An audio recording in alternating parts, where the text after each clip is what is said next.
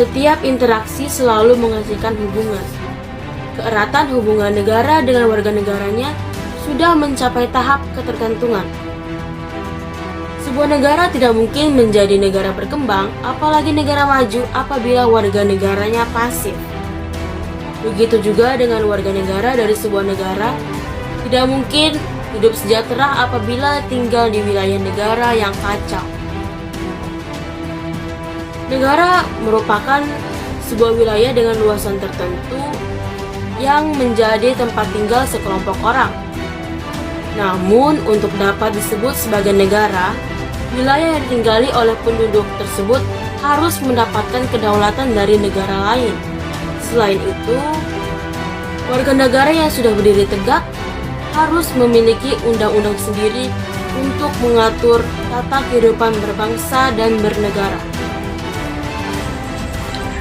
Hubungan negara dengan warga negara. Negara harus dapat memenuhi hak warga negaranya. Sementara itu, warga negara juga harus menyelesaikan tugas sebagai warga negara yang baik. Barulah warga mendapatkan hak warga negaranya. Negara memiliki hubungan emosional yang kuat dengan warga negara.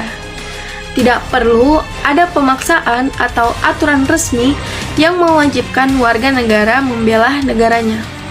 Karena hubungan emosional yang kuatlah, warga negara tentunya tidak akan terima bila negaranya mengalami keadaan buruk. Sebut saja kasus pelanggaran batas negara. Spontan dan tanpa dikomando oleh pemerintah, warga Indonesia akan berusaha membela kehormatan negaranya sebisa mungkin.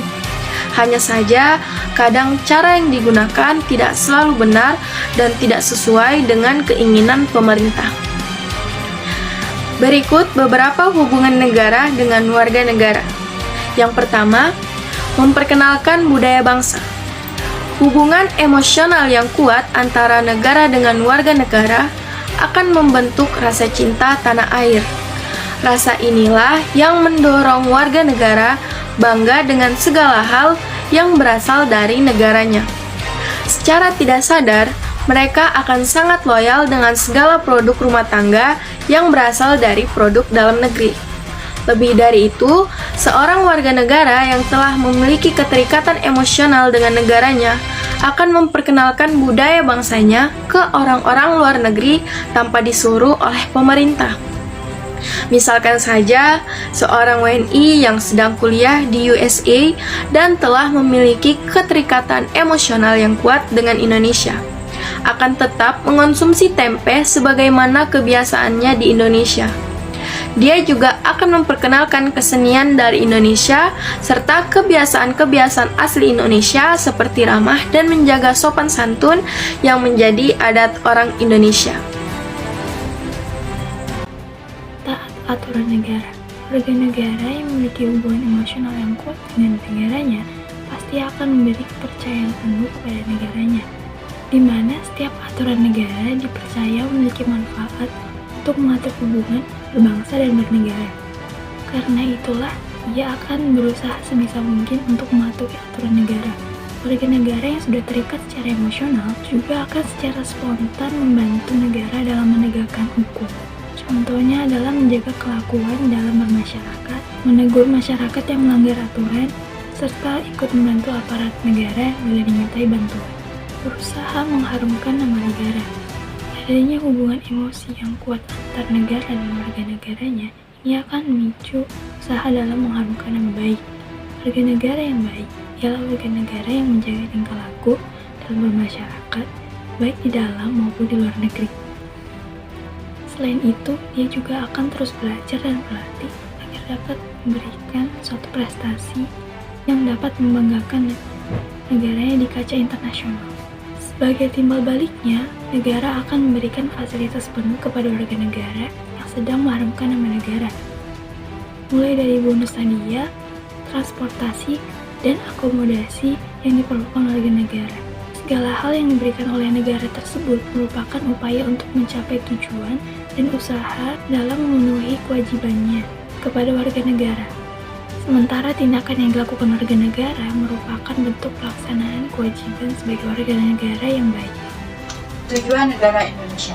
sebelum negara ini tegak seutuhnya, para pendahulu kita telah menentukan akan dibawa kemana arah perjuangan negara Indonesia. Mereka pun membuat undang-undang dasar, undang-undang negara, dan atribut negara lainnya. Tujuan negara Indonesia telah ditetapkan terlebih dahulu, sebagaimana sebuah gerakan yang telah terorganisir selalu memiliki tujuan yang pasti dan dapat memberikan alasan yang tepat. Menurut pembukaan Undang-Undang Dasar, negara Indonesia memiliki 4 tujuan utama. Pertama, melindungi segenap bangsa dan seluruh tumpah darah Indonesia. Kedua, memajukan kesejahteraan umum. Ketiga, mencerdaskan kehidupan bangsa. Dan yang keempat, ikut serta melaksanakan ketertiban dunia. 4 tujuan utama penyelenggaraan tersebut membuat Indonesia harus berusaha mewujudkannya. Oleh karena itu, Indonesia membutuhkan manusia sebagai subjek yang aktif. Manusia yang pertama tinggal di Indonesia otomatis memiliki hak dan kewajiban sebagai warga negara. Hak dan kewajiban ini diberikan sebagai salah satu upaya untuk mewujudkan 4 tujuan utama tersebut. Yang pertama ada hak. Hak adalah sesuatu yang mutlak pada kehidupan manusia. Sifat hak ini melekat dalam diri tiap individu dan tidak bisa ditawar, direbut, atau bahkan dihilangkan. Ada beberapa contoh warga negara yang mutlak didapatkan oleh setiap individu, yaitu hak untuk hidup, hak untuk hidup aman. Hak untuk hidup adalah suatu prinsip moral yang didasarkan pada keyakinan bahwa seseorang manusia memiliki hak untuk hidup dan terutama tidak seharusnya dibunuh oleh manusia lainnya. Dalam Undang-Undang Dasar 1945 pasal 28A yang berbunyi, setiap orang berhak untuk hidup serta berhak mempertahankan hidup dan kehidupannya. Selanjutnya ada hak berpendapat. Kebebasan berpendapat di muka umum merupakan salah satu bagian dari hak asasi manusia. Kemerdekaan setiap warga Indonesia untuk menyampaikan pendapat di muka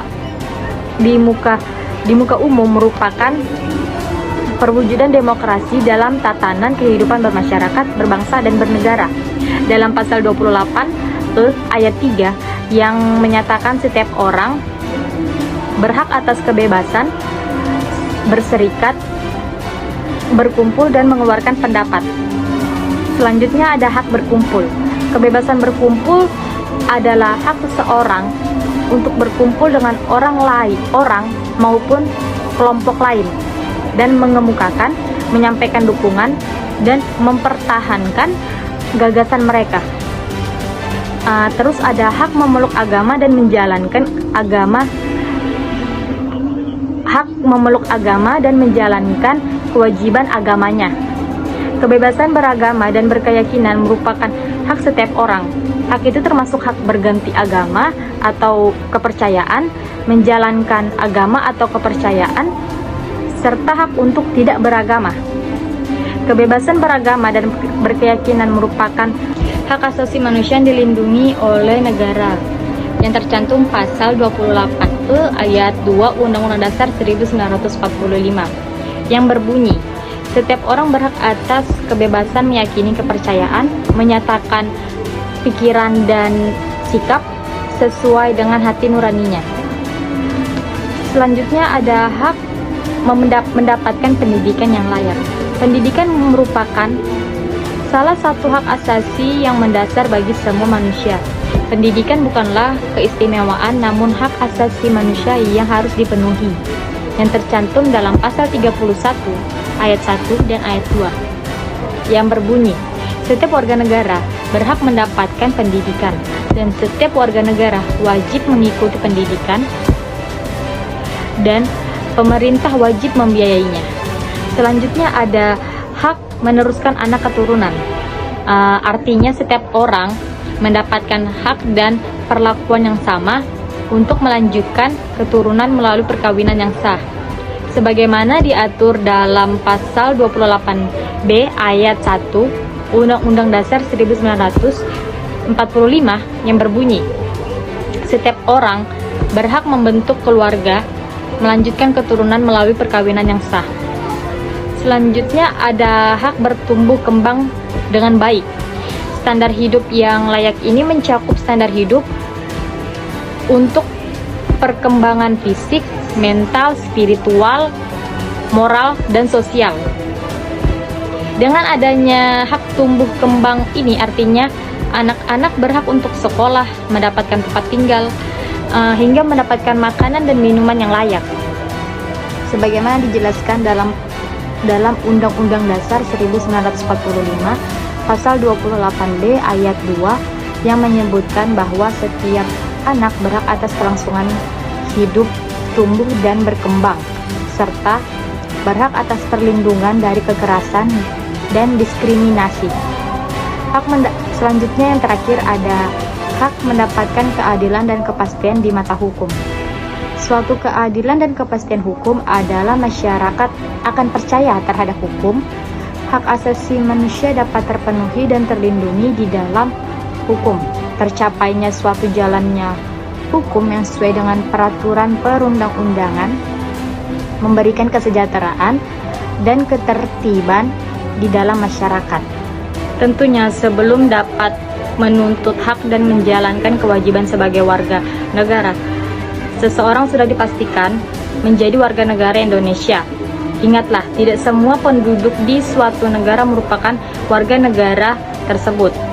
Secara hukum, WNI adalah orang asli Indonesia dan orang dari bangsa lain yang telah melewati proses naturalisasi dan sudah disahkan dengan undang-undang sebagai warga negara. Ketetapan tersebut dibuat oleh negara dan menjadi sah karena dimasukkan ke dalam Undang-Undang Dasar 1945 Pasal 26. Negara Indonesia sangat luas.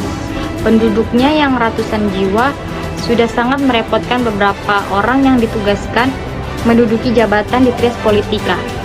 Daripada menunggu hasil sempurna dari pemerintah, kita sebagai warga negara seharusnya lebih aktif menjalankan kewajiban sebagai warga negara agar dapat membantu pemerintah memenuhi hak warga negara yang belum terpenuhi. Yang kedua, kewajiban. Dalam hubungan apapun, tidak ada hak yang boleh dituntut jika kewajiban belum dijalankan dengan baik. Kewajiban warga negara yang dijalankan dengan baik dapat membantu memajukan negara. Kewajiban ini pula membuat tujuan sebuah negara cepat tercapai. Dibutuhkan kerjasama yang kompak agar warga negara dapat turut berkontribusi dalam proses membangun negara. Jangan sampai hanya menjadi beban negara yang pada akhirnya malah melemahkan sendi kehidupan di negara ini sendiri. Berikut adalah contoh kewajiban warga negara yang harus dipenuhi untuk dapat menuntut hak sebagai warga negara. Yang pertama, bela negara. Yang kedua, belajar dengan giat sebagai siswa maupun mahasiswa.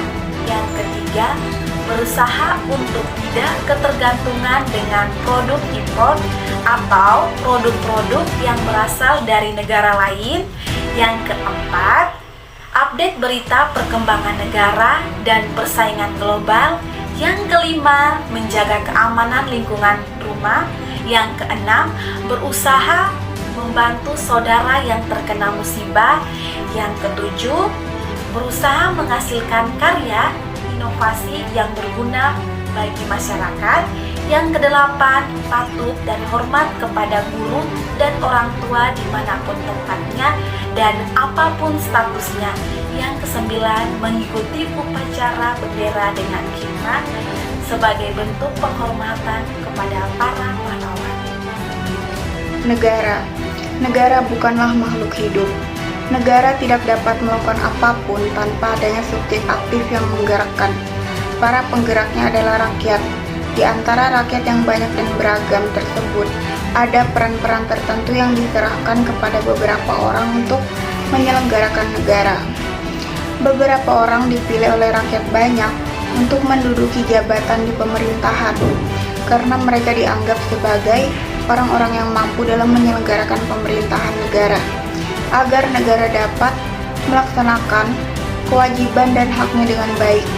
Montesquieu membagi mereka ke dalam 3 golongan trias politika. 1. Lembaga eksekutif, 2. Lembaga legislatif, 3. Lembaga yudikatif. Lembaga eksekutif terdiri dari presiden dan wakil presiden sebagai pusat pemerintahan yang menjalankan peraturan-peraturan negara. Lembaga legislatif terdiri dari DPR, DPD, MPR yang bertugas membuat dan mengesahkan peraturan perundang-undangan negara yang digunakan sebagai pedoman dalam penyelenggaraan negara. Lembaga yudikatif terdiri dari KY, BPA, MA, MK. Kepolisian harus dapat mengawasi pelaksanaan penyelenggaraan negara dan mematuhi hukum dan menegakkan hukum yang berlaku di Indonesia.